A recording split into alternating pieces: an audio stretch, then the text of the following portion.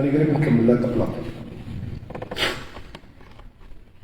الحمد لله وصلى الله وسلم وبارك على سيدنا رسول الله وعلى آله وصحبه ومن والاه. تحت الطابق هذا كاين قاعة التحفيظ، وتحت قاعة التحفيظ كاين مصلى النساء. وش هم يديروا؟ هاي بضاعتنا، أي سلعتنا. إنسان الآن في المصلى قالوا النبي أرواحوا قالوا خرجوا في حديث أم عطية قالوا خرجوا صلاة العيد. ولذلك جيت أنا بدلت الطريقة، هبطت منها هكذا ودرت هكذا على الحمام طالع الدور. كي جيت طالع شفت الأفواج نتاع الرجال، لقيت الأفواج تاع النساء. ودي مت بالفرحة، أقسم لكم بالله غير مت بالفرحة. وشوف أنا البنات هذاك العازبات ولا المتزوجات ولا الأمهات وجايين أفواج. الحمد لله يا ربي اللي جاوا للجامع وما راحوش الجهة الأخرى، هذا فضل الله عليهم. ولهذا أختي المسلمة راكي تشوفي ضوء في التلفاز تحت لي راه في القاعة وهذه الخطبة والرجال يسمعوا. يا أختي اتقي الله، أنت درة مصونة. الوردة كي تعطيها لواحد وتكون جديدة وجبتها تكون باهية، الوردة اللي كثروا فيها اليدين تتبال والفهم يفهم العقل الرجل.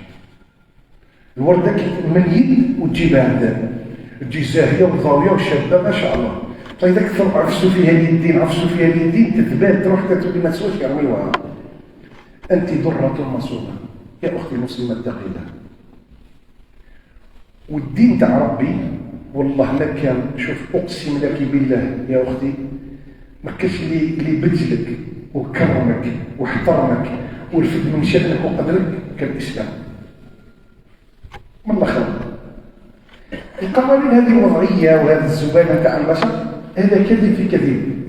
حابين يعريوك، يخرجوك للفسوق، يديوك للمعاصي، يذهبوا الشرف نتاعك، يساوموك في دينك في ذا، وبعدين تروح لواحد الطريق مسدود.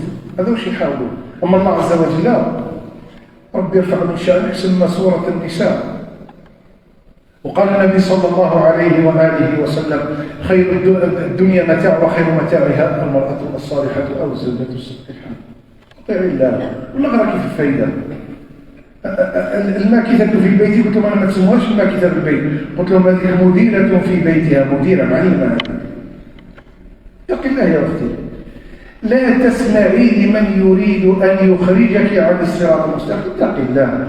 كاين شرع، كاين صلاة صلي صلاتك، كاين صيام صوم شهر، عندك المال زكي مالك، عندك المال روحي تحجي مع أحد من المحارم نتاعك، متزوجة أطيعي زوجك.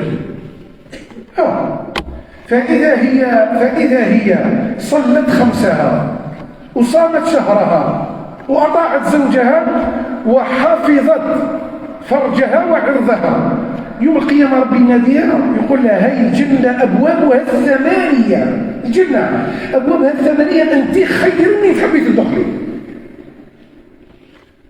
وهذوك عليهم من الله ما يستحقون.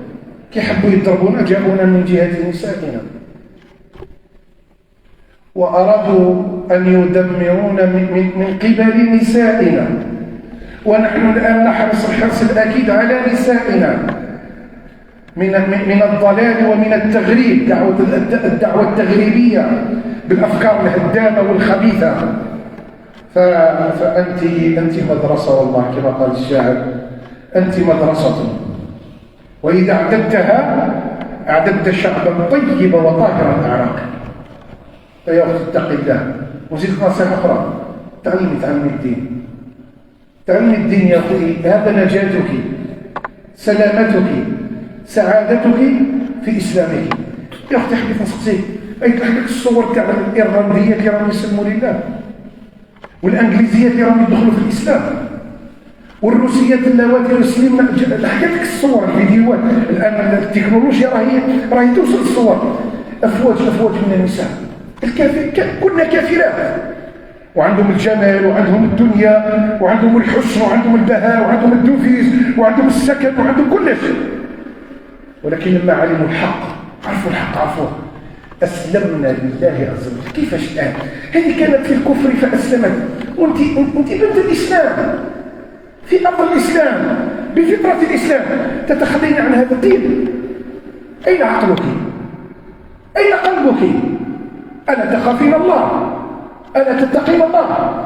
وزيد العبادة هذه وهذا الحجاب ليس في رمضان، وهذا للرجال والنساء. رمضان ما هو إلا موسم بر، ولكن الطريق طويل، الطريق طويل.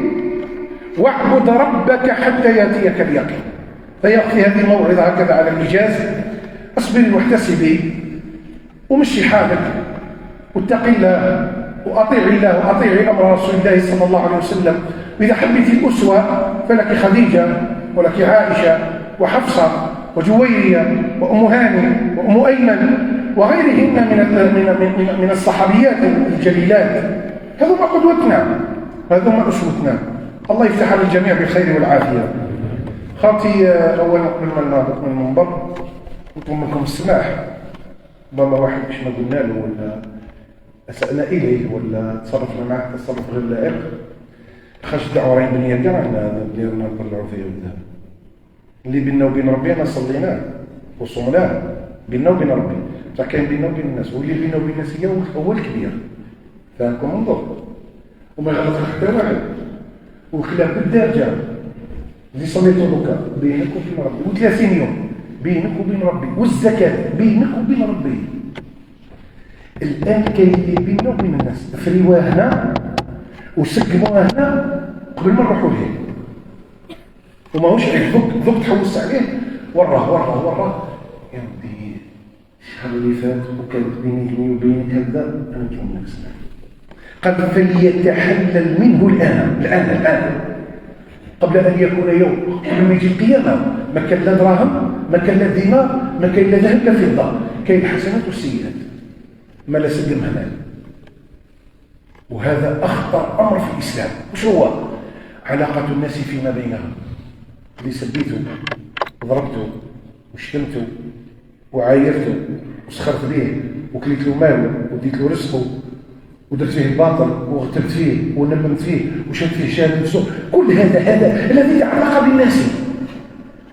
واللي ضرب زوجته واللي سبها وسب لها باباها وباباها ميت ولا باباها حي، واللي عايرها واللي دار فيها الباطل. مش كده عشان نحطوا في رصادنا دعوة رمخية كاع لما رحم الله، واللي دار فيها الباطل في الأزواج. احذروا، أخذتموهم بعهد الله واستحللتم فروجهم بكلمة الله. قدر هذه هي الخسارة تاعك يوم القيامة. وبالأخص ما سمحتش تعيش مع 50 سنة ومخبية في كلها ومت وما سمحتش، بعد سلك راح وعندك صلاة وعندك صيام وعندك حج وعندك زكاة وعندك سلك راح.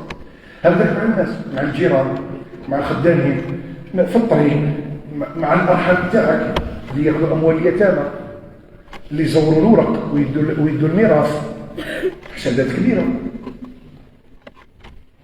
وفي الجبانة قال لهم أعطوني وجههم شوفوا برك، عندنا ما راح يسلم عليه، هو غير يشبع قال له والله ما نسامحك عند ربي وجاره.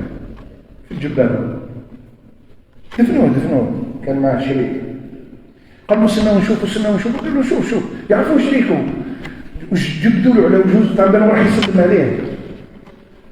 قال له والله ما نسامحك عند ربي في الشيء اللي درتو فيا.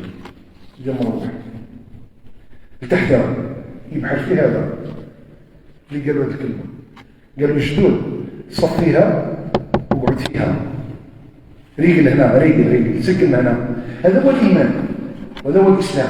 المعاملة الصلاة العمرك واللي درتو في العبادات عمرك. الآن بيني وبين جاري هذا جيران داهم هنا يعني كاين اللي عشت معاه هنا 50 سنة هنا ما عرفوا، كاين اللي نعرفوا هنا أكثر من 50 سنة اللي معاه هنا،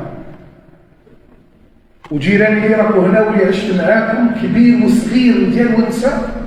قبل ما نهرب من برا راني نتحلل منكم وراني نطلب منكم السماع من الاخر، وكل واحد يبكي على عمره وكل واحد يعرف وين يتملك باباه السلاك تاع الدنيا قبل السلاك الاخر. كي نروحوا ليه ما عندناش دراهم وذهب وفضه ندوهم، عندنا حسنات يديوهم منا، واذا ما كفاوش يعبيوا علينا سيئاتهم على ظهرنا. سلكها خذ راي، والله غير راني ننصح فيك نصيحه غير راهي خارجه من القلب طلعت للسان. سلكها مع والديك، سلكها مع الام نتاعك، سلكها مع الاب، سلكها مع خالتك وخواتاتك. ولا تتزوجوا تولوا ولاد العم ولا ولاد الخال ولا ما تعرفوش بعضكم، هذا هو الدين. انتم خاوه من بطن واحد وسر واحد، غير كبرتوا تزوجتوا تولوا ما تتلاقاوش بالعاب وما تهضروش ومتنايفين، دخلوا بيناتكم هذوك الخلطه هذه، وليتوا ماشي ولاد العم ولاد الخال، وليتوا ما كان لا ولاد خال لا ولاد خال لا ولاد عم. علاش عليكم؟ والدين جاي يامركم بهذا. سجل اللي هي في الارحام، واللي هي مع الجيران، واللي هي في الإدارة. ردوا المظالم إلى أهلها. اللهم اغفر لنا ذنوبنا يا رب سامحنا. رانا نشهدوا فوق هذا المنبر، نشهدوا بالذنوب نتاعنا والتقصير نتاعنا والسيئات نتاعنا والضعف نتاعنا. اللهم ارحمنا يا ربي ولا تعذبنا بذنوبنا، واسترنا يا ربي في الدنيا واسترنا في الآخرة. اللهم اغفر لنا ولجميع المسلمين. اللهم تقبل منا صيامنا وقيامنا واجعل ذلك في ميزان حسناتنا. الموتى نتاعنا عندي خبر اليوم النص الكبير من الناس يبكي، كاين اللي يذكر العواد نتاعو، كاين اللي يذكر الام نتاعو، كاين اللي يذكر كل واحد باش يذكر الموتى نتاعنا. الله يرحمهم ويسع عليهم وربي يجعلهم فيه جنته جنة النعيم. والأحياء ربي إن شاء الله يهدينا ويهديكم ويهدي خاوتنا المسلمين إلى الصراط المستقيم. وهذه البلاد اللي نعيش فيها ربي يحفظها من كل بلاء وسوء، وربي يصلح لنا الأئمة والحكام اللي في هذه البلاد، الله يصلح حالهم وبالهم والله يهديهم الصراط المستقيم. اللهم أصلح لنا أئمتنا وولاة أمورنا، واجعل ولايتنا في من خافك واتقاك واتبع رضاك. اللهم أعد علينا رمضان يا رب العام القابل وأعواما مديدة وسنين عديدة، وأحينا في طاعتك ومرضاتك، وسامحنا يا رب العالمين، واعف علينا واعف عنا، واغفر لآبائنا وأمهاتنا وأزواجنا وذرياتنا وإخواننا وأصدقائنا وأحبابنا وجيراننا وإخواننا وأخواتنا ولمن له حق علينا، ولسائر المسلمين والمسلمات المؤمنين والمؤمنات الأحياء منهم والأموات. في العيد تكفي المصافحة، خفوا علينا. تخيل جامع كامل يسلم عليك من بات بالظهر، تكفي المصافحة. وفي المصافحة يقول أحدكم لأخيه تقبل الله منا ومنكم. مفهوم؟ السلام تقبل الله منا ومنكم. أخواتي الكرام، النساء اللي راكم تحت تقبل الله منا ومنكم، والإخوة اللي راكم هنا معايا تقبل الله منا ومنكم. جيراني الله يحفظكم، والناس اللي نعرفوكم وتعرفون، الشباب أصحاب الحلقة أصحاب الجامعة الحي تحت، الله يحفظكم جميعا والله يقبل عليكم وربي. السلام عليكم ورحمة الله وبركاته. سبحانك اللهم وبحمدك أشهد أن لا إله إلا أنت أستغفرك وأتوب إليك. السلام عليكم ورحمة الله وبركاته.